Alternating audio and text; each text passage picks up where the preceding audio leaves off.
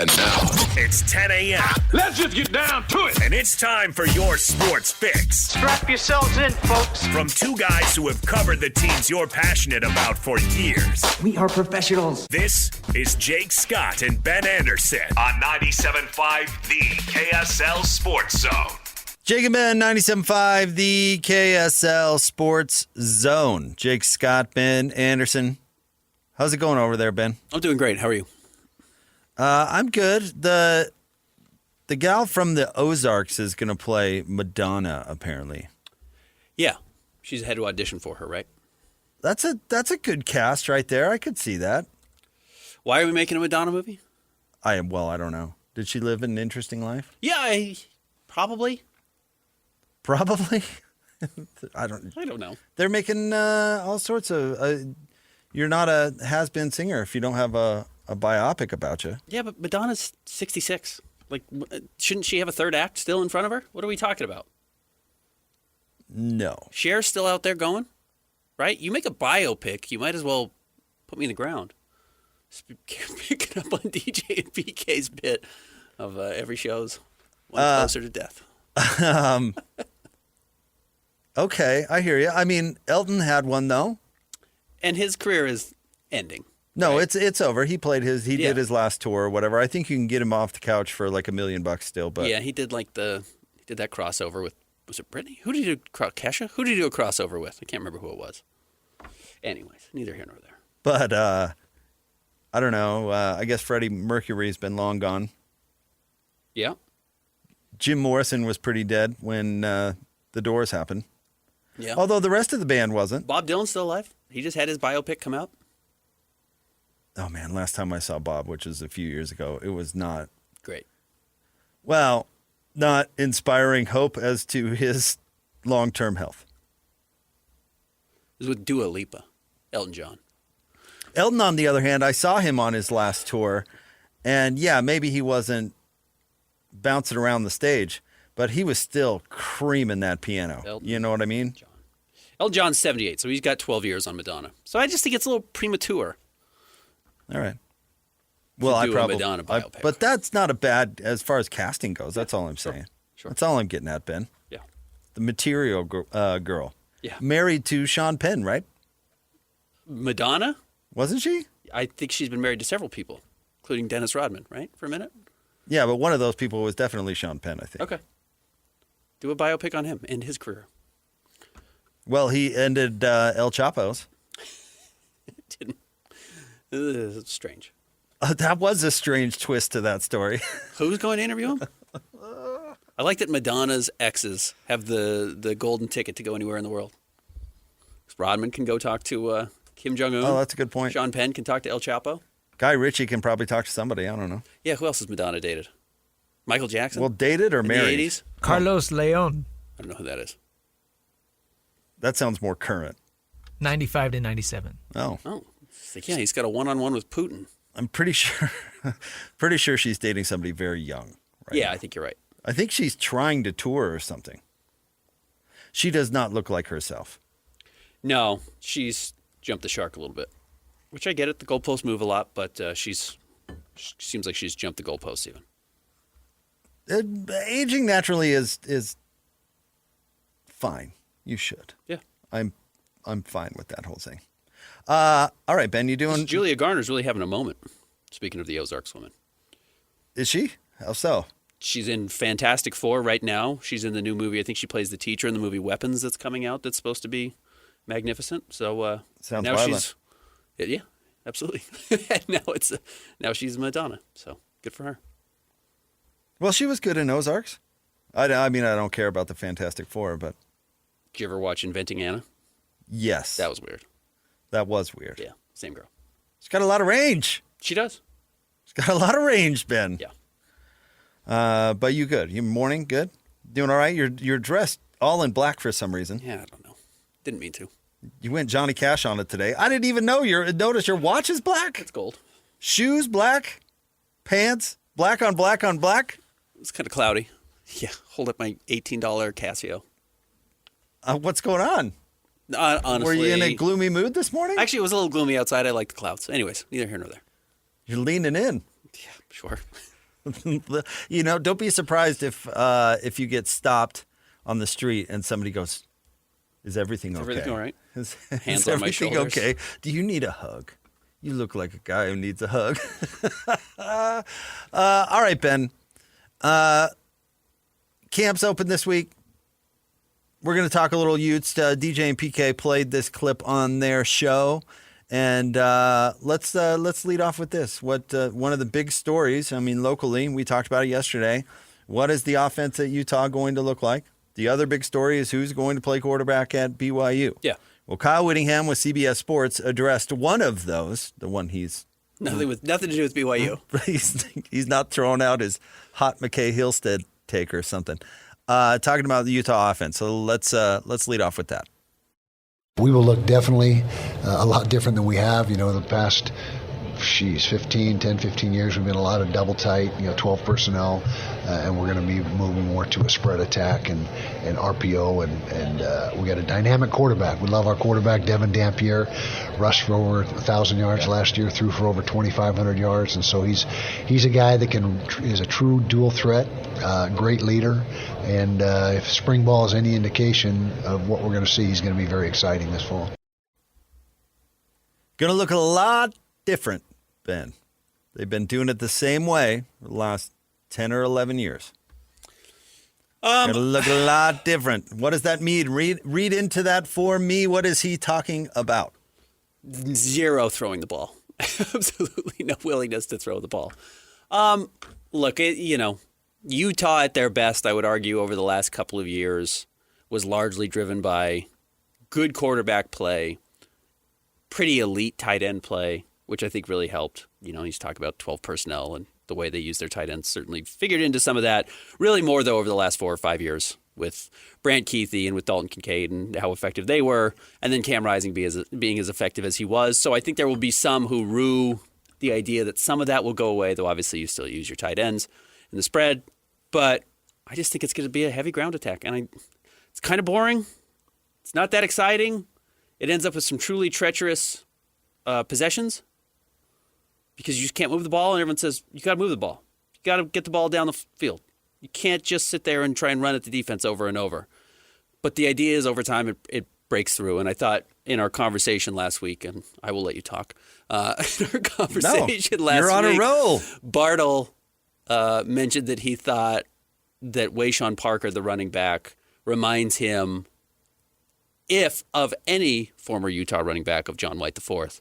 And as we said, when Utah had John White IV, their entire offensive model was just run at him until they get tired, essentially. Hence, John White IV had to have averaged half of his yards in the fourth quarter. Here is the key difference, though, and I'm actually glad you brought that up because it kind of illustrates the question that I have, because you say they're going to run a lot more. Who was the offensive coordinator when John White IV had his best year? Who was it?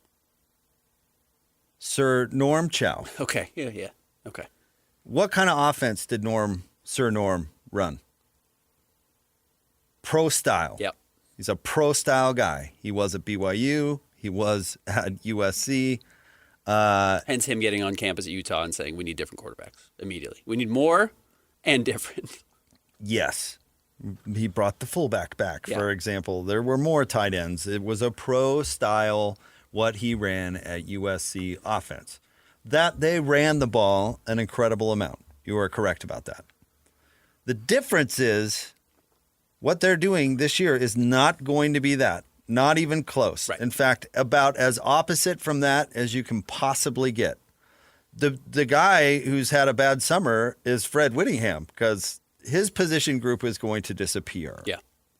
Because they're going to run a full spread. The idea is, the thing about a spread option offense is it is a math equation. It's almost like spreading the floor in basketball. It's very similar. You're just trying to generate 2-on-1s. You're getting people out of the way, and you're trying to figure out how to get the math to work in your favor. Yep. And that decision is whether you keep it or pitch it or hand it off or whatever. That's the whole kit and caboodle. So will they run it more attempts-wise this year than last year?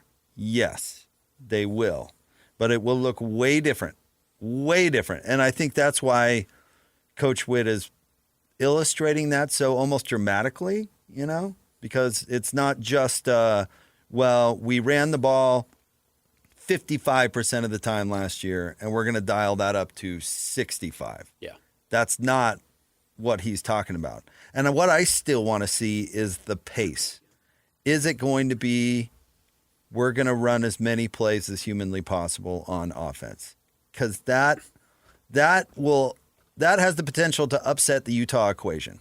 The whole protect the defense mantra that is on the dang wall up at that practice facility. That's what puts that in danger. And I wonder how that's going to be married. Let's play the clip again. Yeah, I want to play it again. I want to hear it again. We will look definitely a lot different than we have, the past 10-15 years. We've been a lot of double tight, 12 personnel, and we're going to be moving more to a spread attack and RPO, and we got a dynamic quarterback. We love our quarterback, Devin Dampier. Rushed for over 1,000 yards last year, threw for over 2,500 yards, and so he's a guy that is a true dual threat, great leader, and if spring ball is any indication of what we're going to see, he's going to be very exciting this fall. I certainly am curious about the total passing yards. 2,500 would eclipse Cam Rising's second year at Utah. It would not eclipse his third year at Utah in 2022 when he had 3,000 yards. But certainly Cam never ran the ball like that. Well, like that. No, he did not. But his second year, he didn't play any of the non-conference. Right. So he was 3 games short his second year. So the stats would probably have been. He would have been up over 2,500. I mean, he was 7 yards short. It probably would have been similar. Yeah. No, I think you're going to see. I think you're going to see a lot of short passes. I mean, you want to talk about the passing game. I don't know how much pop the top off the defense is going to be a thing. Well, RPO doesn't really allow anyone to get down the field. No, it does so not. You And can't take the top off anything. And the way the offensive line is forced to play, you can't hold the ball. So, it's going to look different. Do you have feelings on the RPO? You know what? I don't want to sound like a geezer, but it's a little gimmicky, It's definitely a gimmick. The way it requires the offensive lines to play, I think, is unproductive. And that's something we could talk about. I mean, the Utah has its best offensive line ever if you listen to Coach Witt. And this is not an offense that's really go let the O-lineman eat. It's not designed to emphasize the O-line. It's a zone blocking kind of RPO, stand up and don't move kind of, not really a road grader, go get it done type of Norm Chow kind of thing. So you hope it doesn't negate what should be an advantage for the University of Utah. So it's the fit of the offense is critical. And the way that Witt put it there, I think, I mean, he doesn't get dramatic, obviously. That's probably as dramatic as he can get. But he's probably sitting there watching them put it in. And he's like, whoa. Yeah. Whoa, that's different. This is going to be different. And what happens when the offense stops protecting the defense? How does that go as far as dynamic goes? Because Dave Christensen tried to do some things different when he was the... Can we find his, as long as we're talking about him, can we find his bit where he's yelling at Troy Calhoun? Probably. Have you heard that, Christian? Do you know what I'm talking about? Anyway, do you remember that game where Utah blew a lead against Arizona State at Arizona State, where in protest, Dave Christensen refused to throw it? Refused for like a quarter and a half. I think you're going to see that. Unbelievable. A tantrum like that. I think you're also going to see a lot of procedural penalties because that's what happens with the RPO, right? Everybody kind of has to be in sync. Well, the O-line, timing perspective. The O-lineman gets too far downfield. A lot. Yeah. A lot. It's really difficult. That's the hard part about it. You do have to have not just a special quarterback, which I believe Devin Dampier can be a special quarterback and had, if not a special season last year, certainly special games and special moments last year.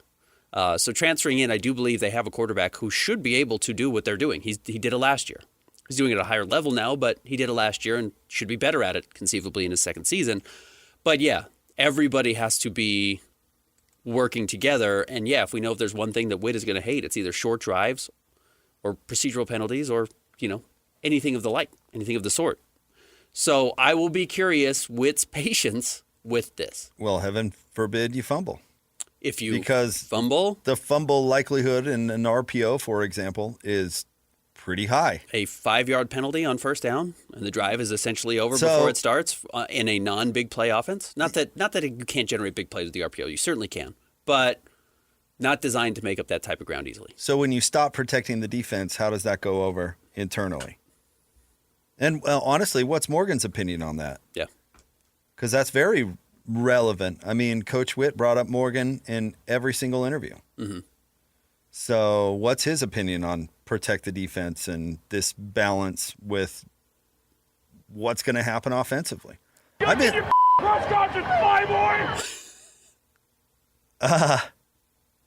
for those that don't know, he was the head coach at Wyoming. Dave Christensen. And they lost the game against Air Force. It's funny. This actually plays into the top because Dave's whole thing was go fast, go hard, and Air Force couldn't keep up defensively, so they faked an injury, which happens, which you see all the time. It is kind of dirty pool, but Dave was frustrated by it. Dave was not happy. Can we play the whole clip? Do you have the whole thing?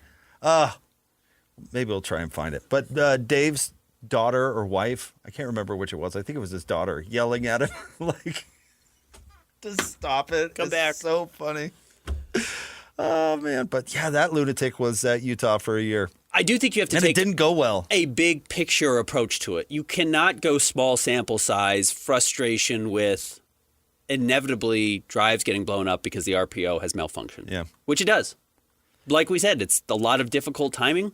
It's not necessarily going to emphasize every strength Utah has on offense, which is, we talked about how good their offensive line could be. There are probably going to be times when Witt would prefer you just draw it up to hand the ball off to Wayshawn Parker or whoever the RB1 is going to be and go pick up 3 yards when they need it, and they run RPO and it doesn't work, and Witt just says, like, why are we overcomplicating this? But over a long enough period of time with a big enough sample size, it should even out and should be beneficial if it's being run well. But I think Witt could lack that patience. Top 3 stories of the day at KSLSports.com is coming up next. It is the Jake and Ben Show on a Tuesday. Tuesday. 97.5, the KSL Sports Zone. It's time to break down the biggest stories of the day. This is the top 3 stories of the day on KSLSports.com. 97.5, the KSL Sports Zone. Jake and Ben. Want to remind you can win big every Wednesday on the KSL Sports Zone with Win Ticket Wednesday. This week, coming up tomorrow, I've got tickets to see Eric Church and the Free the Machine Tour, October 23rd at the Delta Center. Find your tickets on SeatGeek and listen to the KSL Sports Zone all day on Wednesday for your chance to win. All right. Time for the top 3 stories of the day. KSLSports.com, sponsored by J. Brooks Jewelers. Cherish your love with J. Brooks Jewelers. Explore their expertly crafted engagement rings made from the finest materials. J. Brooks Jewelers. All right, Christian, where should we start today? Number 1, a scary situation in New York yesterday as there was a shooting at the NFL headquarters building. Ben, I'll read right here from the report from ESPN. A gunman who killed 4 people at a Manhattan office building before killing himself was trying to target the headquarters of the NFL, but took the wrong elevator. This is according to Mayor Eric Adams of New York. Investigators believe, and I'm not going to use this bozo's name, was trying to get to the NFL offices after shooting several people Monday in the building's lobby, but accidentally entered the wrong set of elevator banks. 4 people, including off-duty New York City police officer Didral Islam, were killed. The shooter played high school football, long history of mental illness, which he is accrediting, or apparently in his final note, credited to CTE, and said, study my brain, essentially. Which it becomes a huge, it's the reason he was targeting the NFL. CTE has been a huge story, and it seems to come in waves and ebbs and flows a little bit as far as how we talk about it with the NFL, and we'll get some high-profile concussions a la Tua Tagovailoa, and then it kind of goes away, and the next one comes, and we see an ugly fencing injury on the field, and it gets talked about. This is, I guess, the latest and most unfortunate chapter so far in that process? With all due respect, well, let me put it this way. I have many things to say about CTE and the behavior of the NFL in particular in regards to subject. I've talked about it at great length. But I don't think it's appropriate to talk about it today, frankly, because that's just what this guy wants by committing murder. Yeah. I'm not going to give it to him. We can talk about it some other time, but that frankly is not relevant. Okay. It doesn't excuse this kind of thing. It just doesn't. It's not relevant. Of course. I don't care. We can talk about it down the line. I'd be more than happy to. But this sort of thing being prevalent in our society, it's these wingnuts who want to get their message out so badly. They do these horrible things. Yeah. And I'm not going to. You know what? CTE is very serious. Don't get me wrong. Yeah. Very serious. And I'm, again, more than happy to have a conversation about it at some other time. But I'm not going to give this guy his due. That's not. Nope. You don't get to do that. You don't get to go into office buildings and shoot people. You don't. Sorry. I'm sorry that you have CTE. You know, I am. If you do. That's the thing. If We don't do know. or whatever, I'm sorry. But you know what? You don't get to walk into buildings and shoot people. You don't. End of story. Agreed. And again, we can talk about it some other time, but not today. It gets filed in the CTE conversation. Certainly, we will see if he actually had CTE. We don't know if they'll even be able to study. I have no idea how he ended his life. But, there is a history of generally violence towards oneself when it comes to CTE, not generally others that we've seen in the NFL, whether it's Junior Seau or some of these other horrendous stories. But I think that's totally fair. I think what you're saying is fair. Yeah. Can we stop walking into buildings and shooting people? Yeah, right. Is that too much to ask? Correct. So, anyway, let's move on. Number 2, Taylor Hendricks apparently making progress as he rehabs from his broken shin last year. So the NBA Players Association, or the National Basketball Players Association, not the NBAPA, hosts these summits, these getaways. This one's hosted by The Sanctuary, which you've seen. It's kind of famous ones, which one is held in New York. Wasn't there one in Santa Barbara for a long time? One in Santa Barbara, yeah. It's this company that has trainers. They invite team trainers out. I think Isaiah Wright, who you would know from the Jazz, was there this year. And they go and a bunch of NBA players get together. It's a way to stay in shape. They also, I think, try new things with some technology, hyperbaric chamber type of stuff that's, well monitored. Obviously, it's not a testing lab for these guys. Wait a minute. Who was didn't Antonio Brown freeze his foot off? I think Antonio Brown did. I don't think it was at the Sanctuary. No. But Antonio Brown was doing what? The free, what do they call that? Hyperbaric chamber. Yeah. Yeah. And he had it on his foot? Like nearly lost his foot because he burned it so badly. Frostbite. Yeah. But this summit they do, the Sanctuary, it's where Hoodie Mello, if you remember that meme coming out, and Jordan Clarkson's been there. If you're a Jazz fan historically, it's just a way for these guys to go and play together. And most importantly to this topic, Bryce Sensabaugh and Taylor Hendricks were there on this trip, and it's the first time we have seen Taylor Hendricks playing both 3-on-3 and 5-on-5 basketball. Obviously, he was not cleared to play in Summer League, but he is playing with this group. And I would assume it's not full intensity, but it's full contact. I mean, you've got other full NBA players out here, and everyone's really playing. So that's a very good sign for his approach, considering that injury occurred in late October, and it's late July, and he's already back on the floor. People know the reason why NBA players do this sort of thing, or the run in Miami, or there's stuff all over, as you were alluding to, right? Because you've got to play a little bit. Yeah, of course. You've got to play. You've got to stay in shape. You've got to get better. You got to work at the stuff you got to work at. But you can't just go down to the sports mall. Right. Because you're going to get hurt. Right. Because Thurl Bailey playing at Westminster Park is not a thing anymore. Yeah, because NBA players are worried about getting hurt. And there's a code in the NBA. Right. That only Kelly Olynyk is allowed to go outside of, where you don't slide under me. You don't. Yeah. And if you're playing with amateurs, they're not doing it on purpose, but all of a sudden they're not athletic enough. They're not quick enough, so they're going to foul you. So the people that play at these are very high level, high school, they're college, and then mix in with NBA guys. And there's kind of I don't know if it's a call list or whatever, because some of these are more formal than others. Obviously, this one's quite formal. Yeah. But I mean, it's in Andalusia. It's not easy to get to. I think the one in Miami, I think you have to get on like the one in New phone York list is or whatever. one of the most famous buildings in New York that, like, famously Madonna tries to get an apartment in, and they're like, yeah, you're not special enough to get here. But whoever has this place and has built this gym has access to let these NBA players in. Neither here nor there. So these can be really cool opportunities. This is how players get better in the offseason. Yeah. This sort of stuff. And Taylor himself needs to play. We've talked about it a zillion times on this show. He's got to get more skilled. He's got to work. He's got to hone his craft. It's pretty crazy to think that Taylor Hendricks has still only played 43 games in his career. Yeah. I mean, the Jazz brought him along extremely slowly as a rookie. He played almost entirely in the G League until the trade deadline. And then they brought him up.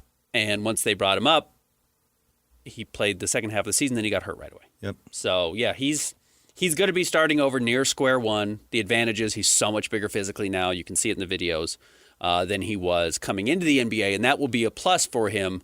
But I imagine this is going to take a while. Yeah. I think he'll be in the rotation day one. I think he's going to be back. I don't expect him to start. Well, big, strong, and athletic is pretty useful last time I checked in the NBA. Good combo. And then if you can put some skill to it, then you're talking about something special. Yep. And that was always the point with him. And it sucks. That's the worst storyline about last year. Yep. Was him a major setback. Was him being hurt. Yep. Absolutely. All right, what's next? Number 3, BYU officially opens camp tomorrow. When do you think they'll name a starting quarterback? The day after game one. I'm really eager to see who's worked on their smile in the offseason, because that's what we're going to find out day one. Like, who was really working on, that showing their pearly whites. Yeah, they're going. What do you mean? When are they going to announce who won the quarterback? I don't know. I guess Kalani did officially do it the week before last year, right? They did. So maybe that's another situation. Brandon Doman, the Skyline Eagle, was on with DJ and PK this morning, and he's feeling Hillstead. I think that's where everyone's leaning right now, and I understand why everyone's leaning that direction. I always fear the dual quarterback option and the idea that you haven't been able to separate the two out, and it does sometimes just take players to get on the field, and it could be particularly appropriate for BYU this year, unfortunately, because Hillstead has played and Bachmeier has not played. So you may not actually know how some of these guys look until they are taking live snaps in an actual game. And so maybe Hillstead plays well or looks more experienced and seasoned than Bachmeier, but Bachmeier's upside is higher. Physically, he's better. So maybe he gets to play the second half against Portland State, and then you end up with this bleeding into week 2, and I think that's always the danger there. But I can see it being very realistically happening. I don't expect BYU's day one starter to finish the season. Ben, you're talking as if we didn't live through Riley Nelson and Jake Heaps. There's no putting it to bed in week 2. It's going to be weak all year. Yeah. Because I've seen it a zillion times. The star Frosh doesn't get the job. The average, no, I shouldn't say that because I don't know that about Hillstead.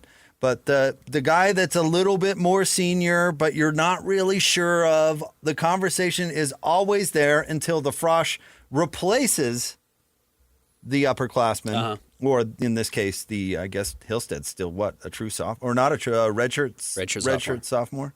So it's not like he's a senior. And then you know what happens, Ben? The freshman struggles. Yeah. And then for the rest of the year, you're going, well, maybe we should go back to the other guy. Yeah. And then that hits the team at some point, and then it's really bad news. But I don't think it's going anywhere. We've seen this tale as old as time, Ben. So, yeah, I mean, offensive coordinators like Brandon Doman want to go with the more experienced guy, the safer pick, because they still want to win ball games. But then the pressure just mounts about the Frosh.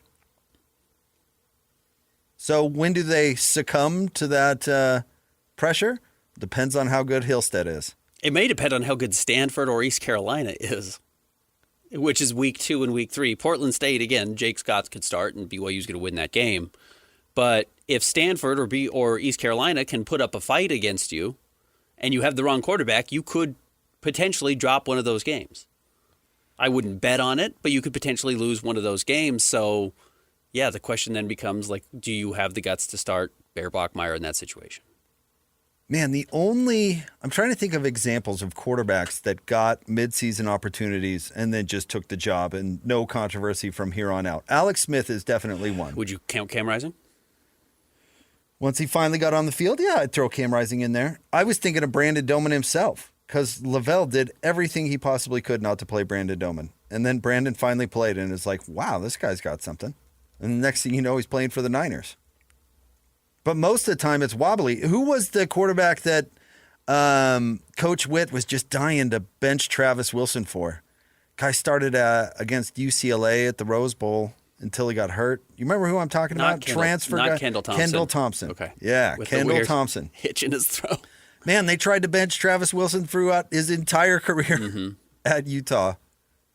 And we've seen it. We've certainly seen it at BYU, too. I mean, Riley Nelson is certainly the first one that comes to mind. But back before John Beck got the job permanently one offseason, he and, man, it eventually was Jason Beck who was John's backup, but he battled with Matt Berry to get that starting job. I mean, it just the quarterback decision is so important, yet we've seen it go so many different ways. But the safe thing to do is go with Hillstead and then try out Bachmeier and see if what you've got, exactly what you laid out. That's the safe thing to do. But it always is controversial. To pretend like it would go away week 2 is not going to happen. It's just really difficult to commit to once you make that switch that has to be the rest of the way. It's difficult to do because inevitably, like you said, the freshman is going to struggle. Unless Hillstead is Alex Smith. Yeah, sure. Maybe Hillstead just steps in. Really doubt. But well, his problem is he's 5'10" and he's 180 pounds. But Ty Detmer was short too. I mean, correct. So was Drew Brees. And Rusty Wilson. You're right. There have been short people who have played quarterback in the NFL Cam at Rising extraordinarily high level. Cam Rising wasn't that tall. He's over 6 feet tall. I mean, Zach Wilson's not very big either, but compared to Hillstead, I suspect they're quite large. No, I get you. I'm worried about his size too. I understand. And the problem with Hillstead is he plays like he's 6'3", right? He sits in the pocket and wants to take hits or will run into somebody thinking he is bigger than he is. He runs, which A-Rod will like. But Bachmeier is, 6'2", 220? He's a big man. That's his advantage. But can he sling it? I mean, that's... Yeah, right. That will ultimately... And the problem with the freshman is the speed is so much faster than it is in high school. Unless you're Johnny Football, it's an incredible adjustment. And I don't think BYU's schedule is particularly the murderer's row of the Big 12 this year, but it's good football teams regardless. I mean, even if you're not a big believer in Colorado, but it's which not we Olympus litigated High, yesterday. West Virginia may not be great. Arizona's not probably going to be very good, but, Utah's okay. I bet Utah's going to be fine this year. So, yeah, if that's where you are mid-season and you don't know if you have the quarterback or not, or you're throwing the freshman out there, I mean... No, that's the danger of all this, because BYU... You could make a 2-hour-long highlight tape of Kyle Whittingham and Morgan Scalley torturing opposing freshman quarterbacks. It's just one of the worst things you can do historically against Utah, and Utah's not the only team that will take advantage of them. BYU's got a really good team. Really, what could possibly be the wrench in all of this is Jake Heaps v. Riley Nelson. That's what throws it all off. That's the crazy part about going into this year for BYU. Because they should have a really good team. Yep. And now it's, this guy's not great.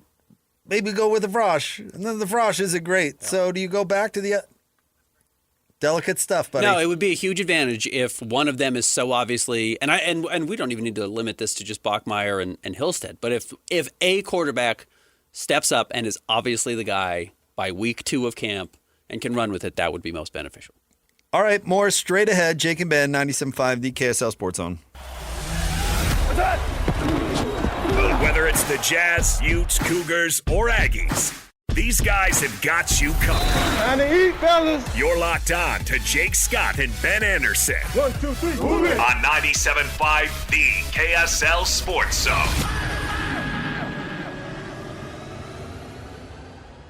You can nominate the esports volunteer for the Hercules Hero of the Week. Submit your nomination at kslsports.com/contest and listen every Thursday afternoon to JJ and Alex for the winner. Help us celebrate the efforts of those volunteers making an impact with the Hercules Hero of the Week, sponsored by Hercules First Federal Credit Union.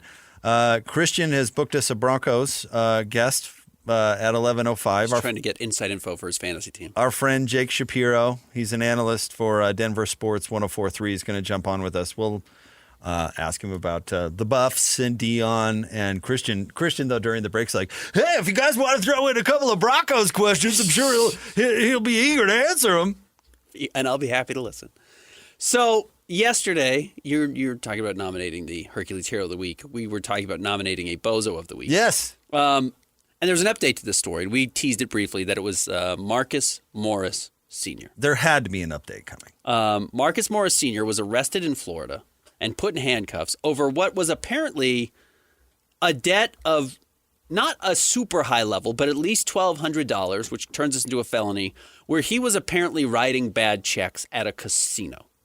Okay. Okay, and this is I'm trying to gather this, but he stiffed a casino in Vegas specifically, which is the wrong people to stiff. He got arrested, put in handcuffs. Today, he went to court assuming that this was just going to be nothing and was denied bond. Whoa. Wow, really? Now, this is a multi-millionaire, so you would understand why they might change some of the bond rules. You know, if you put a bond on me for $500,000, I'm not going to be able to get it. But to deny bond for a bad check would at least imply there's more to this story than just a single, he owes a hotel or a casino, $1,800 and can't get out of it. Morris, who was wearing handcuffs in a jail-issued jumpsuit, according to TMZ.com, did not speak during the proceedings. His brother, Marcus Morris, was in the courtroom offering support. He's got another hearing slated for August. I don't think he's going to be in jail until August, I would hope. I mean, I know that's 2 days away. Man, I gotta tell you, if I'm out there writing bad checks, it's not like you're shafting, I don't know, maybe you wrote a check for the babysitter or something like that and it bounced. Do you know what I mean? Like your little league check bounced. You don't do that to a casino. I bet they gave him a marker, and That's exactly what it says. I bet he wrote a check to cover the marker. Do you want to explain what a marker is? It's a loan the casino gives you. Yoni Noy, his agent, says his lawyer, just so everyone understands, there's zero fraud here or whatever crap outlets have said regarding fake checks or whatever the hell. This is due to an outstanding marker with a casino. Apparently, if you have over $1,200, they can issue a warrant for your arrest. Absolute insanity. I guess yes, but also, why are you taking out loans from this casino? These markers. You're a multi-millionaire. Maybe not anymore. Maybe not, but that's an even bigger bozo situation. Because Marcus Morris, let's look at your career earnings. It can't have been small. No, he's been in the league, 10, 11 years? And the NBA is the best paid league right now. If you've been in the league at any point, you're getting rich. And if you're in there for a decade, you're really getting rich because the veteran minimum, even if that's what you're signing, is nearly $4 million a year right now. But we're talking about pro athletes. We are, I get it. Career earnings of $108 million. Apparently, though, hasn't made much money since 2023, 2024. Even though he's making $17 million, I guess he got bought out and then got another couple of contracts on 10 days with the Cavs. So he's still making $18 million. He's fine. Don't know what to tell you. Should be. Except for that the account didn't have that amount of money in it when he wrote the check. And, of course, casinos are going to push it to the limit as far as they can go. Of course they are. Yeah. Especially with somebody high profile. Yeah, you bet. That's the thing with casinos, duh. They're more than happy to lend you money if you're a big gambler, more than happy. But then when you lose, you got to turn around and you got to pay the piper. That's how it works. Anyways, first bozo of the week. If you write a bad check to Steve Wynn, he's coming after you. Marcus Morris Sr. Do we know what hotel it was? I don't have that info, unfortunately. I would love to. See, that really matters. That's probably why this is being handled legally and not personally. Yeah, all I'm seeing is stiffed a casino. Well, yeah. If you're going to stiff a casino, I guess stiff the MGM and not I don't even know what privately held casinos there are down there anymore. The lawyers told the judge that Morris was in the process of paying off his debts in Nevada and releasing him would help expedite that. The judge, though, denied the motion for bond and said she would only release him to Nevada authorities for extradition. Yikes. Or if the warrants that were issued for his arrest were withdrawn. That's what it is. It's extradition. That's why he's denied bond, because they got to send him to Nevada, and he's got to appear before a judge there. I don't want to fly from Florida to Nevada in handcuffs. I'm sure they're going to let him out once he gets there. Great. That makes it a lot better. That would kind of, for a lot of reasons, this would suck for him. But wouldn't that suck for him when, okay, you appear before a judge, post bond, okay, I got to get out of here. And then you're standing in Nevada with nowhere to go. Like I started in Florida. How am I in Nevada? I think that's the plot of The Hangover. Am I in Reno? Yeah. Class D felony. Yeah, I don't know where the court would be. Carson City? Maybe it's in Las Vegas itself. That's probably it. Didn't Jokic end? Was it Marcus's or was it Markeef's? I just Googled it. It was Markeef. It was Markeef. Nikola Jokic, remember. Markeef tried to tough Jokic, and I know Jokic looks like a doofus, but he is 6'11" and 280 pounds, and he shoved Marquise in the back, and Marquise hurt his back so badly that he's really never returned to the NBA, and it kind of somehow ended Marcus's career as well. Shoved is not what happened. I mean, he cracked him in the back. He did, yeah. It was a really dirty play. Jokic is a filthy player. It's just a really dirty play. Shove implies oh, you. All right, stay tuned. We're talking the latest with the Denver Broncos with Jake Shapiro. We're talking Deion Sanders coming up Colorado. next. 97.5 the KSL Sports Zone. The sports you love, the teams you can't live without. Get a sense of urgency! This is Jake Scott and Ben Anderson on 97.5 the KSL Sports Zone. Jake and Ben, 97.5 the KSL Sports Zone. Let's talk a little Colorado sports, right? We got to talk about the Buffs, talk a little Deion, and yes, Christian, we can ask about the Broncos. He is an analyst for Denver Sports 104.3. He's Jake Shapiro with us here on Jake and Ben. What's going on, Jake? Hey, guys. It's a lovely day out here at Broncos Park. I'm actually actively watching Broncos practice right now. I know we're talking Buffs, but a lot of football here in the Mile High City. It is football season. I think that's what everyone's excited about. What was the? We know the result now of Deion's press conference yesterday. What was the expectation leading up to it? I know the speculation was that maybe he was stepping away from coaching, and I think everyone's glad that that's not the case. But after the fallout, I guess what the expectation was versus what we learned, where is the state of Colorado football, and how are fans feeling about it? Yeah, I would have been truly stunned if he had stepped down yesterday. I don't think that was really ever in the cards. My question was this illness going to be something that lasted into the season where he was going to need someone to help him through, whether it be an interim, whether it be, situations we've seen in the past where, coach coaches from the booth and there's someone on the sidelines. So that was more of my main question because he hasn't been around in Boulder. He hasn't been in Boulder in months. And I think it's more of just happiness that their coach is back in Boulder. And the Buffs have a very experienced group of coaches around him. So I don't think that there was necessarily all that much missed in a period where you can't even do that much in college. But Prime needed to be there starting yesterday, and he was there. And obviously he's overcome a great deal of challenges. And I think we're all happy to see that he's come out on the other side still with a smile. I thought it was hilarious that he warned everybody there was going to be a honey bucket around where he was like, don't be surprised if you see. How is the relationship between Deion Sanders and, Colorado and the fans and all that? And I ask because, it's such a shock to the system, right? He comes in and it's this celebrity and Deion Sanders, one of the more infamous people in sports history.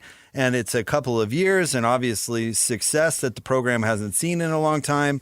I guess where are the fans as far as expectations and their relationship with Deion Sanders?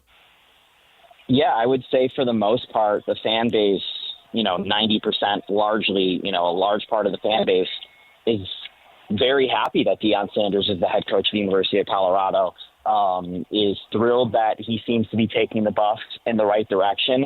The Buffs have only been in full seasons to 2 bowl games since the mid-2000s. It was last year with Deion in the Alamo Bowl. It was 2016, and then you have to go all the way back to like 2007. They haven't actually won a bowl game since 2004. And we're talking about a program that has now 2 Heisman winners. It has a national championship. It is one of the most distinguished programs in college athletics. So this is a sleeping giant in a lot of ways. And, Deion seems to be taking this in the right direction. So I would say a lot of the fan base really loves him, but there is a certain sector of the fan base that I think is a little disappointed with the on-field results to this point and wanted more. We all know they're coming from a lot, but I think given the talent of that team last year and it being year 2, I think there is a little bit of a sense of disappointment that they could have accomplished more. And now he's the 4th highest paid coach in college football, and he's talking about championships again and how they're better even though they lost their Heisman candidate. And I think there's going to be some expectation on this team. The father-son relationship can be strange. I've seen it firsthand. We've seen it with sports across all levels. Do you expect a change in Deion now that his kids aren't there on the team and certainly not the stars or at least the faces of the team? I do expect some sense of change.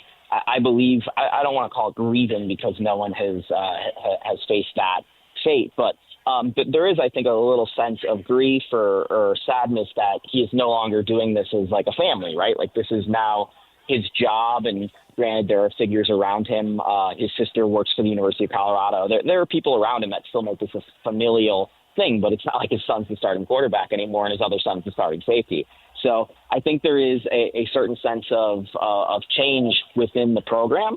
But there are also players that have been with him that are still there, that have been there since Jackson State, that he looks at like his sons or like his kids' best friends. So I do think there is still a lot of emotion and a lot of care towards what is going on, both at the University of Colorado as a whole and then individually with certain players there. I don't think these are the disposable assets that maybe they quite seem to be from the outside because of the transfer portal. I do think those players do exist at Colorado, but I don't think that is true of everybody. What do you think happened to Shapiro in the draft? Well, I think that he tried to purposely bomb some of his interviews, if you'd ask me, in order to secure a destination. And unfortunately for him, it went so poorly that he couldn't convince anyone to take him. I think he was playing a game of fire, and he got burned. Like, you see this all the time. You just saw it with who the Jazz drafted, right? That they were, playing a game of fire and a game of chicken with if that kid was going to come to Utah or not. And he clearly wanted to go maybe to Brooklyn, and, it doesn't end up necessarily the way you want it to work because the draft is out of the player's control. So it's fascinating that Shador ended up in Cleveland. It's fascinating that today the Browns owner, Jimmy Haslam, saying it was the GM's pick, not the owner's pick. They still don't seem to have a clear number one for who's leading that quarterback competition, so it could very easily be Shador as the starting quarterback. He's a really talented guy. Trust me, I've seen him play a lot. His passing accuracy is great, but he's maybe not as athletic as people think. And obviously has the issues with the sack. So I personally don't know that he's going to be a really good NFL quarterback. I never quite had that hope or expectation. But in my eyes, he was the second best quarterback, if not the best quarterback in college football last year. And generally, that gets you taken in the top 5. What's a good season for Colorado this year? I would say maybe 8 wins would be a good season. You're only taking a slight step back without the Heisman winner and a quarterback that's in the NFL now, right? They're over-under, I think, by our friends down south in Vegas has it at 6.5, so you'd be exceeding that by 1.5 games. They've got a pretty easy start to the schedule, but they've got a really rough schedule if you look deeper into it and how the fall kind of plays out. So I would say 8 wins would be a good season. I think people would be happy with 7 wins and perhaps even 6, honestly, because, again, like I talked about, the Buffs don't go bowling all that often. So that there's something to be said for just getting to bowls consistently. They haven't been to bowls in back-to-back years, again, since the mid-2000s. Well, speaking of that, do you think the Buffs will have a little extra juice for the Cougars when they play? I think they open up conference play with each other, right? Yeah, that's going to be the game that tells me everything I need to know about the Buffs, honestly. If they're going to be able to come out and punch BYU in the mouth, that's going to say a lot. BYU is such a good football team, and I know they've lost their quarterback that a lot of people had hopes for, but you still look around the rest of that football team. It's going to be a really good team. And I do think that when you get embarrassed in a game like that, no matter if the teams turn over a bit, let's say, 60%, 70% of those rosters are still the same, a lot of people are going to feel certain ways, and the coaching staffs are going to feel certain ways about that game. It's just a matter of if Colorado can actually accomplish it with the talent they have. And I wonder, because BYU is a lot stronger inside the hashes, right? And Colorado's got some advantages outside the hashes, but it doesn't matter if you can't get the ball out there. We can hear the cheers behind you. I imagine those are for 7th-round pick Caleb Lohner out of the University of Utah at Broncos practice. There are a lot of big people. Football players are big, and I can't actually see over them and what has happened right now with those cheers. But I am looking at Bo Nix, who's about 100 yards from me, and they're doing some punt return drills right now here at Dove Valley at Broncos Park. And it's the team is, buzzing because $100 million were given to Cortland Sutton yesterday, and he's one of the better receivers in team history. And, they don't have to worry about that drama going into the season. And now there's a couple other pieces of business they've got to wrap up here before the preseason begins. What does progress look like for Bo Nix? What does he have to do to show that he's going to be even better? Because I say that because of what a great season he had last year. Yeah, I think for Bo, and he was really good in the red zone. He was good in winning time. I think it's just about getting off the fast starts in games. He struggled with that a little bit, especially early on in the season, which is to be expected out of a rookie quarterback. But being that consistent guy throughout the course of a game, not having to turn it on late, not in the red zone, but just a consistency factor, I think, with Bo is going to be big this year, as well as the additional weapons the Broncos have got. Evan Ingram was one of the best tight ends in football 2 years ago. He was hurt last year. Can he add an element to the Broncos offense? The Broncos had one of the worst running back situations in football last year. J.K. Dobbins is always hurt, but when he's healthy, he's one of the better backs in football. He's here now, as is R.J. Harvey, who we all saw in the Big 12 last year. Was a decent back for UCF. So can Bo successfully incorporate some of these elements into the Broncos offense? I think is going to be interesting because this defense is really, really good. So Bo doesn't need to be Patrick Mahomes. Bo just needs to be a very good game manager, which he's already proven to be. So if he can rise that level even more of taking it from game managing to making great plays, which we saw a little bit sporadically throughout the course of the end of the season, I think the Broncos are going to be a really good football team if that's the case. Is there a hope that they could actually win the AFC West, or is there a hope that they're a wild card team? Guys, all the talk around Denver right now is, are they actually sneakily the winners of the AFC West? You got to remember the last time a team won the AFC West that wasn't the Kansas City Chiefs was the Denver Broncos. That happened when Peyton Manning was the quarterback, so it's been quite a while. But that is kind of the feeling here in Denver. Maybe it's fans getting ahead of themselves and fans feeling a certain way just because of,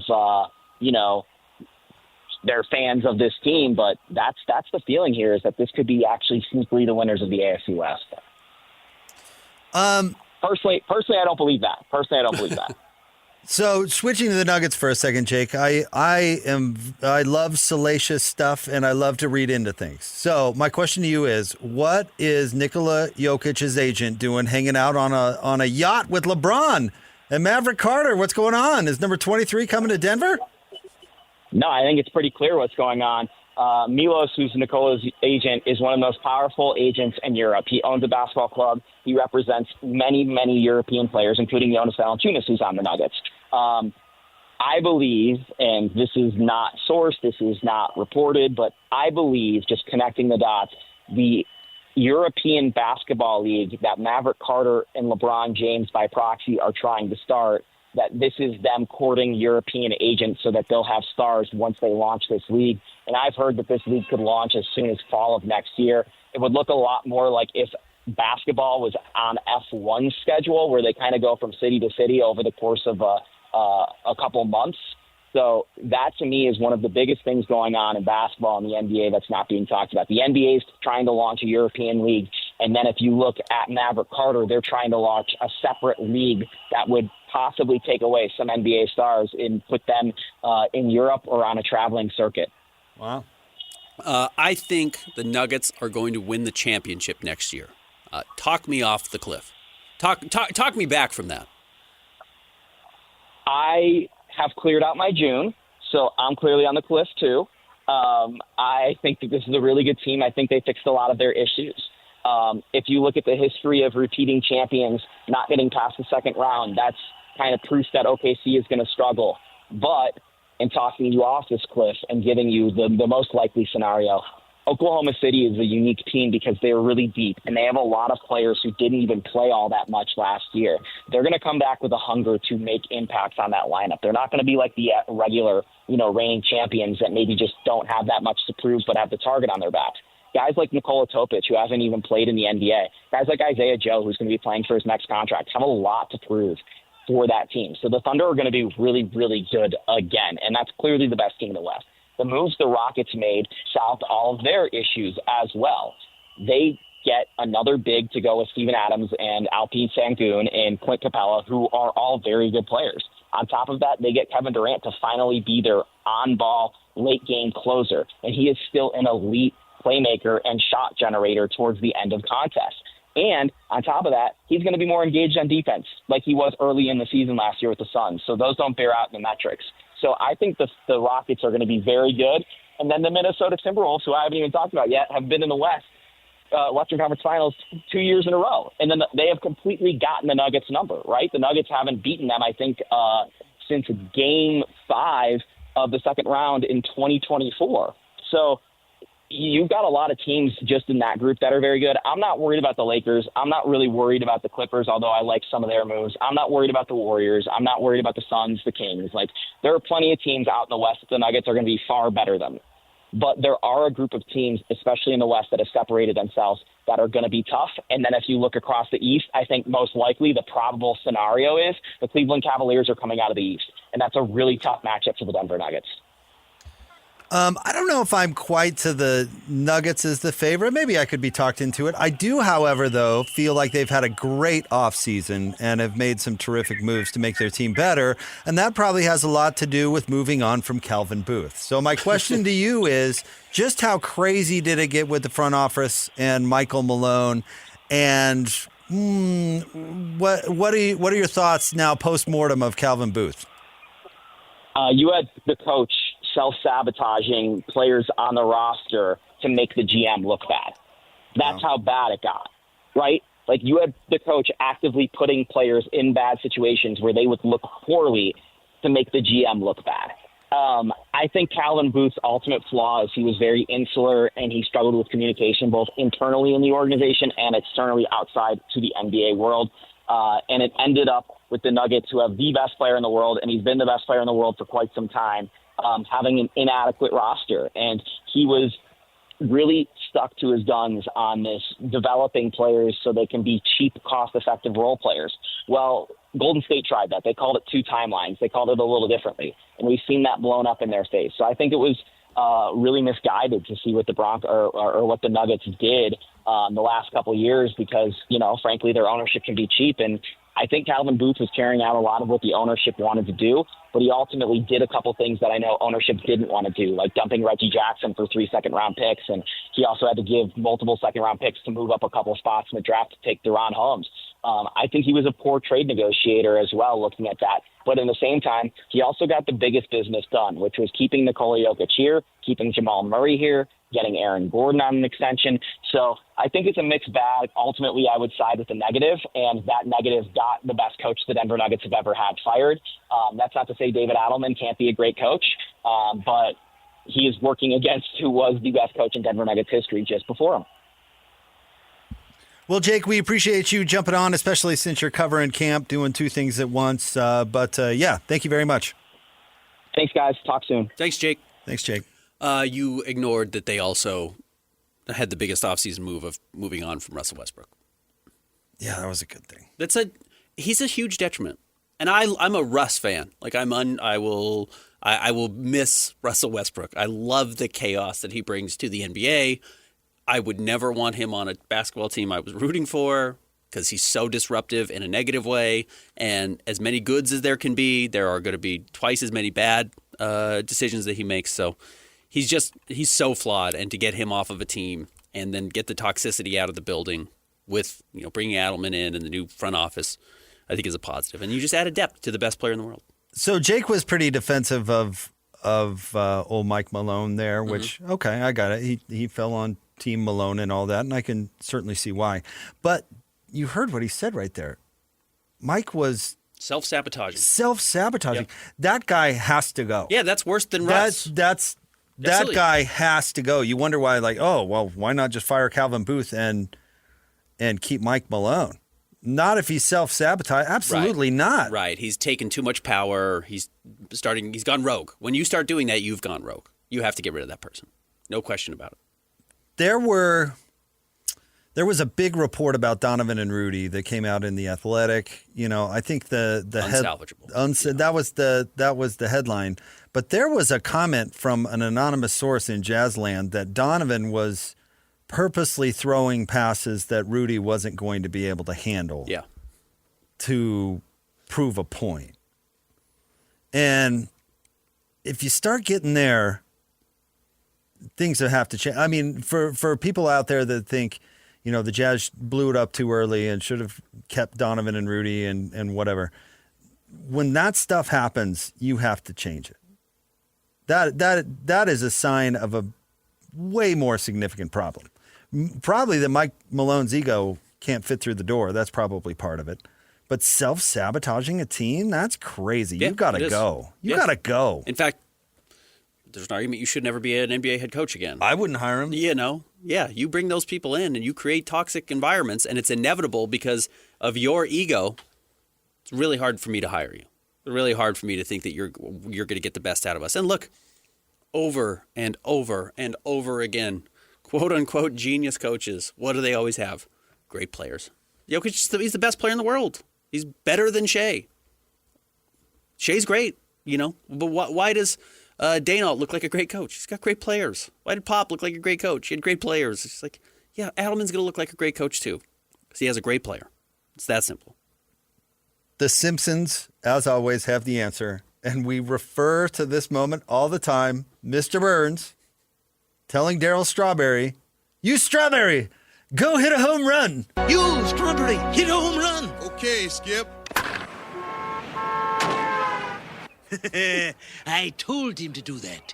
That's coaches. That's managers. That's coaches. And I'm not saying that it's quite that stark. Yeah. But, yeah, what did we talk about? Phil Jackson, greatest coach in NBA history.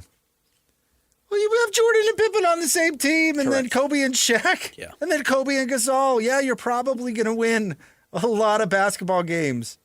Just not being a bozo does not mean that you're a great coach. Well, actually, how do you undo that? You become toxic. Right. How do you ruin team? How do the Detroit Pistons win the 2004 NBA championship? Not because they were more talented than the Lakers. It's because the Lakers were so toxic at that point they wouldn't play together. They should have won that title. You know, Karl doesn't hurt his knee. They probably win that title. Even without Karl, they should have won that title. But they're so toxic that no one's playing together, no one's looking out for each other, and they get beat by a lesser team. They were toxic last year, and they still took the Thunder to 7 games. So you get Jokic out there, you get him happy, you get Jamal Murray happy, you have Aaron Gordon happy, you have players like Michael Porter Jr. and Russell Westbrook off the roster, and you're going to play better. So I'm buying the Nuggets. Stay tuned. More Jake and Ben coming up next. 97.5, the KSL Sports Zone. Who's got it better than us? Your home for the best sports coverage in Utah. You're listening to Jake Scott and Ben Anderson on 97.5, the KSL Sports Zone. Jake and Ben, 97.5, the KSL Sports Zone. Kenny J's Barbecue will be live with Hans and Scotty coming up tomorrow from noon to 3.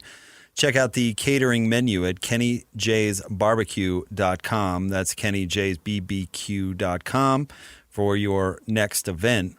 Speaking of Hans, did you see the lovey-dovey tweet that he sent out with his wife, Amanda? I did. I have never seen Hans Olsen wear sunglasses in my entire 20 years knowing him. And he's wearing sunglasses. In fact, I've played golf with him a bunch of times, and he talks about how he doesn't wear sunglasses. I couldn't believe that Hans was wearing sunglasses. Anywho. People change, Jake. I guess. Speaking of love, Ben, and we don't need to spend the entire segment on this, but it is a story we followed on the show. And that is the breakup of Katy Perry and Orlando Bloom. Oh, yeah, there's a new man. There's a new twist that I felt like we need to cover. Now, if you haven't been following this story as closely, Katy Perry went to space, kind of, and Orlando Bloom said it really embarrassed him, and so they broke up. Yeah, got the ick from my fiance going to space. Then there was the battle over who was going to go to the Jeff Bezos wedding because Katy Perry went to space with the bride. Uh-huh. And Orlando Bloom won that one where he was photographed canoodling with Sydney Sweeney. Sure. And so we brought up at the time. Got our own problems right now. We brought up at the time, like move on relationships, right? Yeah. Like bounce backs and how rebounds. it's sending a message to the former spouse or whatever we want to call it in this situation, as much as it is for you, right? You know, you're like, well, you're going to canoodle with the world's most popular actress at the moment, right? Yeah. Well, Katy Perry now has gotten revenge, Ben. She was photographed going out on a date with none other than the former Canadian Prime Minister Justin Trudeau. Yeah. Who has been separated from his estranged wife since 2023. But that's got to be sending a message back to old Legolas, right? Legolas. Sure. What was hey, his you character? elf! I've moved on! What was his character in Pirates of the Caribbean? Will Turner? Oh, who cares? Yeah. He was the boring Bootstrap one. Bill. Yeah, that was his dad, I think. Boring. Anyways. He's the boring part of that movie. He's the boring part in Legolas, too. He's not the more interesting character there. No, but the elves are bland. But I love the character of Legolas. Why? I don't know. I just always liked him in the books. He's too clean. Well, anyway, I think this is an interesting message to send back old Legolas's way.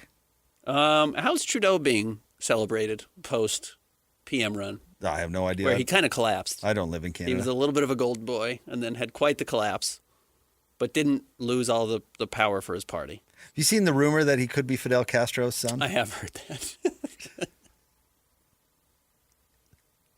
Love that rumor. Yeah, that's a funny one. So yeah, that's kind of funny. Castro's kid? Castro's kid? The Canadian one?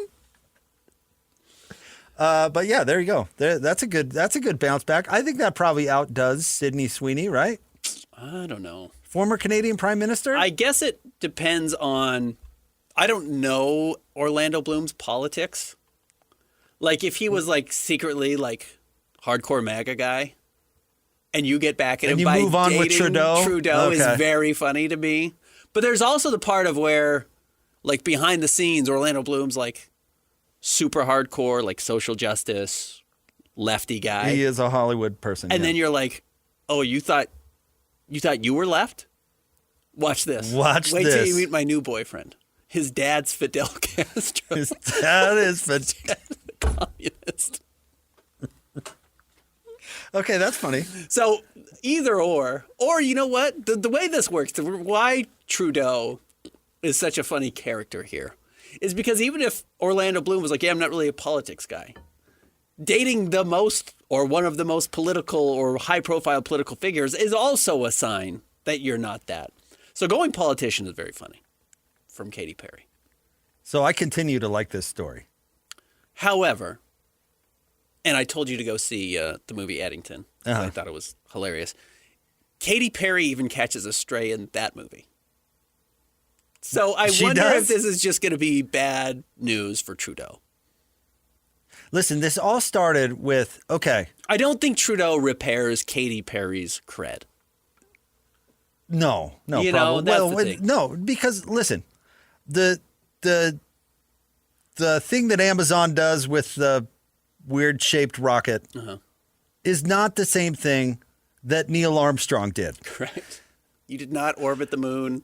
This all started because you came back and kissed the ground and demanded to be called a hero. I've done it. It's not that. No. William Shatner did that. He's like 95. Yeah. You know what I mean? Right. No, literally Tom Hanks did it when they are filming Apollo 13. Like they take you up and they drop the plane and it's weightless for a little bit and it's very similar. You get technically by definition, I guess, to space kind of because you're in the last layer of that whatever. Yeah. But what you're doing and the person spacewalking, not the same. I was on the space station. It's not the same. So you can't come back down and go, well, I'm an American hero. That's where this all started. I don't blame Orlando Bloom for being embarrassed. I'd be embarrassed too. You basically went on an oversized roller coaster and you came back acting like you were General Patton. Christian, what's the better get back? Justin Trudeau or Sydney Sweeney? Sweeney's controversial right now too. Depends on who your audience is. Like if you're just trying to get the other person to be jealous. Yeah, that's it. I'd probably go congressperson or a politician, I guess. Now, see, I might go, because we talked about this in an unrelated story, but Sydney Sweeney is like the pinup model, right? Yes. That should make her like the number one get-back relationship possible. And that's why I worded it like that. Like, if Orlando Bloom wants kids and the youth to think he's cool again, then, oh, yeah, Sydney Sweeney's great. Yeah. Yeah, I don't think Orlando Bloom carries much cachet right now. I think he's pretty out of it because, A, those movies came out 20 years ago. He hasn't done anything since. Yeah, as did Pirates. Yeah. Like, those movies are 15 at best years old. I think the latest Pirates that came out might have been 15 years ago. And maybe longer. So he's relatively irrelevant. Well, she's currently on a tour that is super struggling. I don't think she's real relevant either. But Orlando Bloom is 21 years older than Sweeney. Trudeau's only 13 years older than Katy Perry. Can I float a different theory to you? Okay. Do you remember who Katy Perry dated before Orlando Bloom? Well, her ex-husband is that Russell Brand guy. Russell Brand, and you know what Russell Brand has done. You know what his turn has been post-sexual assault allegations. He's gone hardcore red-pilled. He's cancel culture guy. His whole identity is like, the world is coming for you. You know, the cabal is coming for you. Maybe she skipped Orlando entirely, and she's trying to make Russell Brand jealous by going far left with Trudeau, and maybe it's an entire ploy to get back together with Russell Brand. I gotta She's tell trying you, to catch his attention. I don't know if I trust her taste in men. I think it might be her problem. I don't know if she has the best taste in men. I'm not even kidding. One of the smartest, most accomplished people that I know, and I'm talking about accomplished. I could give you her resume. And thank goodness now she has a spouse that is like really, really good. Okay. But she had the worst taste in men. This is a personal person. This is a personal person I know. Like one of the smartest people, like good looking gal, although I'm not trying to go down that. A total catch. A total catch. And she dated the worst guy, dude. Like a guy with Thug Life tattooed on his knuckles. Well, that's cool. I would do that. And this is like 2000. 2001. I said, Thug Life on his knuckles? What do you mean? Where do you find these bozos? Anyway, bad taste in men. I don't know. Maybe this is a Katy Perry problem. Yeah. Yeah, Orlando Legolas doesn't seem like a real great guy. I don't know. Maybe he's fine. I don't know. He doesn't have any major issues. I don't think he has any controversy at all. I think that might be his problem. He's pretty boring. Dweeb. Nerd. Yeah, nerd. Well, certainly. If you're not marrying him, you don't want to be dating him. Marry a nerd, that's fine. That makes total sense, right? Life settles down. Things are easy. Consistency day after day.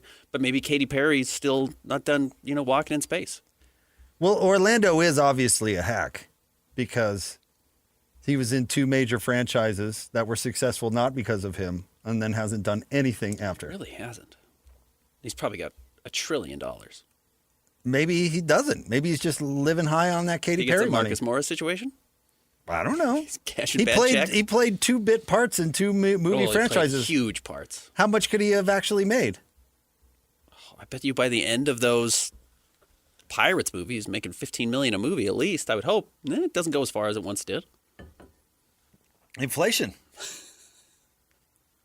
Estimated net worth of $40 million. That's it? Jeez, chump change. Katy Perry, what's Katy's net worth? Well, I'm sure Legolas didn't get points off the movie, so he probably got paid about 10 cents for the first movie in both franchises. and then made money off the sequels. Katy Perry's projected net worth is between 300 and 400 million. Yeah, She because was sick of a broke boy. she gets royalties off her music. Orlando Bloom. Orlando Bloom's initial salary for Lord of the Rings was $175,000 for all 3 films. Bingo. But what about the Disney money? He didn't get more from Pirates was close to 12. Okay. $12 million. All right. He made $100,000 a movie for all 3 Lord of the Rings movies? Wow. Trudeau. No. $175,000 for the entire trilogy. For the entire thing? That's $30,000. Wow. Didn't they shoot them consecutively? They did, yeah. So, I mean, that's like a year's worth for $175,000, which is, we know people who make that. No, yeah, I mean, it's fine, but it's not the millions of dollars you were just talking about. No, but it's like a good mid-level job now. Yeah. Yeah. 175. Yeah, Good job. he didn't go hungry, but you're talking about I was zillions surprised. of dollars. I'm surprised he's not done better. Well, he was a huge bozo before those movies. And Trudeau. apparently you've been a huge bozo after. Trudeau worth about $96 million. So still, compared to Katie, Double. little broke boy, but Well, he's double Orlando. He's not the true communist his father was. Well, how did he get his money from his father if his father was a true communist? Oh, the Castro. Yeah. Well, Castro was a true communist, That's right? what That's I'm why he saying. had all the money. That's why he had so much money. Stay tuned. We wrap up the show next. 97.5 the KSL Sports Zone. Whether it's the Jazz, Utes, Cougars, or Aggies, these guys have got you covered. Time to eat, fellas. You're locked on to Jake Scott and Ben Anderson 1, 2, 3, move it. on 97.5 the KSL Sports Zone. Two amigos on their ways, talking sports. They got him Hendricks and also loves his tie-dye. Ben's got style with his scarves. Oh my.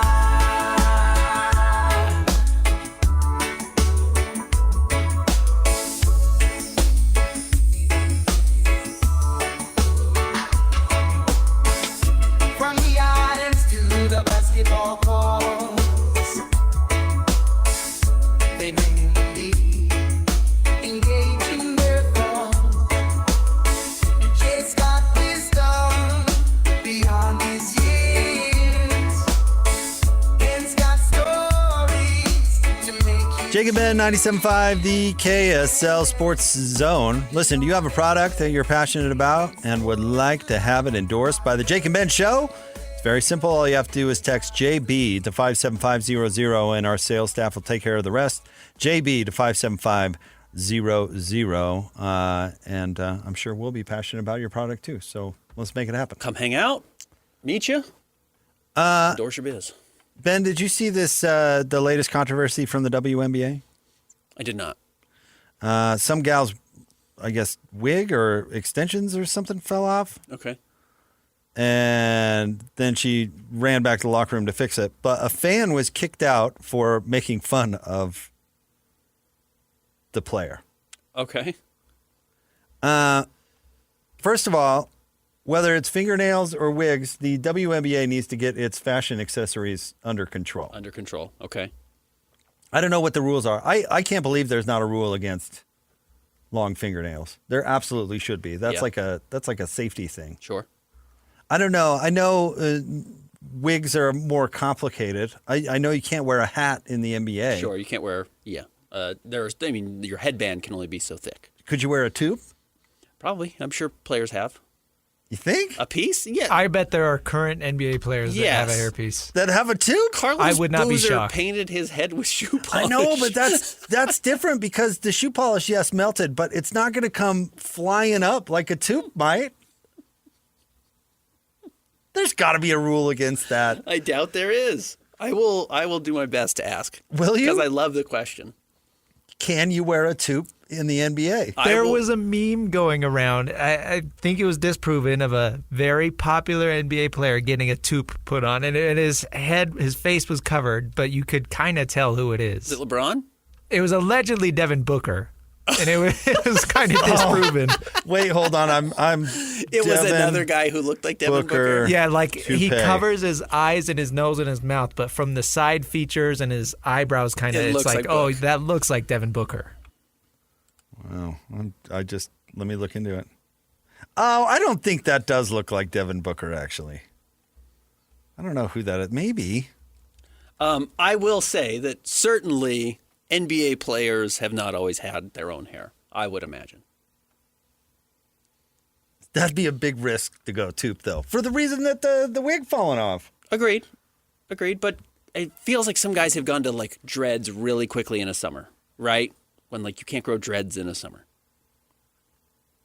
Okay. Like I think there have been. It's a dread certainly toupe? has No. been. Yes, there has been. No. At least extensions. Like, are you telling me what Jay Crowder's rocking might be a toupe? No. I think Jay has had them his whole life, right? Some guys grow them out their whole life. Some guys come back to practice and they have longer hair. Well, I mean, Jimmy Butler's straightened hair was obviously not his hair that he wore in his day one emo. Yeah, but he didn't play with it. No, he didn't play with it. That was just media day. But that was just media day. But yeah, I am sure guys have worn hair pieces of one sort or another. But then the other. I mean, Michael Malone, you talked about one got plugs during COVID. He did. Yes, he did. Came back with hair. No, I guess no judging. This has like a competitive impact, though. You know what I mean? But I got to say, my other thing with this story is, listen, if someone's making fun of somebody from the crowd to the floor, get over it. You don't need to throw the person out. I guess if they're using really inappropriate language, okay. Yes, because obviously hair can have racial implications. It can. But I don't know. Yeah, I don't know what the story was. But when they here. just said and say in the story, making fun, come on. I mean, the WNBA wants to be taken seriously as a league. Well, you know what? That means dealing with fans who are sometimes huge bozos. I do think fans get kicked out of NBA games a lot more often than people realize. Luka gets fans kicked out seemingly everywhere he goes. Well, Rusty did. I don't know about... Well, Rusty deservedly here. Luka has gotten lots of fans. Not banned, but he gets them kicked out of games pretty often. LeBron's done it. Yeah, LeBron, yeah, people do it. The Jazz, Jazz have had players recently do it. On the road, people get kicked out. I know, and you know what? I don't often agree with that, honestly. I think that's fair. It depends on what... yes, you should be able to have a work environment where you are not called horrible things. Yeah, I agree with that. But being sensitive about being made fun of or cheered against or something like that, come on. Do you think maybe Steve Nash was wearing a wig? Like Andre Agassi style? Yeah. Could be, I guess. Pete Maravich. He had that big mop. Is there a theory out there about Steve Nash, or are you just shooting from the hip? He had famous hair. And I kind of wonder sometimes, guys, when you fall in love with your hair and it starts to thin a little bit, if that was part of the issue. If he's changing a wig at halftime. Get back to it. I cannot believe that story about Andre Agassi is true. No, I can believe it, but it is true. It is true, yeah. But it is wild. Yeah, if Agassi was rocking the mullet hairpiece for as long as he did, he's not the only guy. Hair's a great way to set yourself apart. Hey, Andre Agassi is the ultimate of my point that you outgrow a gimmick. Yeah. Or don't get famous for a gimmick. But you good know for what I him mean? for doing it. Good for him for ditching it. Yeah. Because he could have been like, I'm 70 years old. But he still got the long hair in the back. He did conveniently ditch it, though. Like, he didn't ditch it until his career was basically over. And then when he made his comeback, he came back as... Yeah, he still won another major as a Baldy. No, he won way more majors. Yeah. But you remember that point in his career. Correct, right. His career was over. He had collapsed, he came back and turned into one of the greatest tennis players of all time. He won way more than one major. Right. I think he won several. But the Brooke Shields period of time, he was basically out. Those were his crack years. Read his book. It's in his book. Was it crack? Yeah. Well, I thought it was something different, but it wasn't good. What, like PCP or something? Other toxins. I don't think he was a meth guy. I thought that's what it was. I'm going to Google it now. Agassi only won one title wearing a wig. 92. Yeah, the Wimbledon. With the piece. And then he came back and... bald and was awesome. Yeah. It's one of the great stories in sports, honestly. The wig? The redemption story. The Andre Agassi, I guess, what would you say? Absolutely. Second act of his career. Yeah, no question. But someone's wearing a wig. Guys are rocking wigs. There's not tubes in the NBA. There are definitely toupees. There definitely are.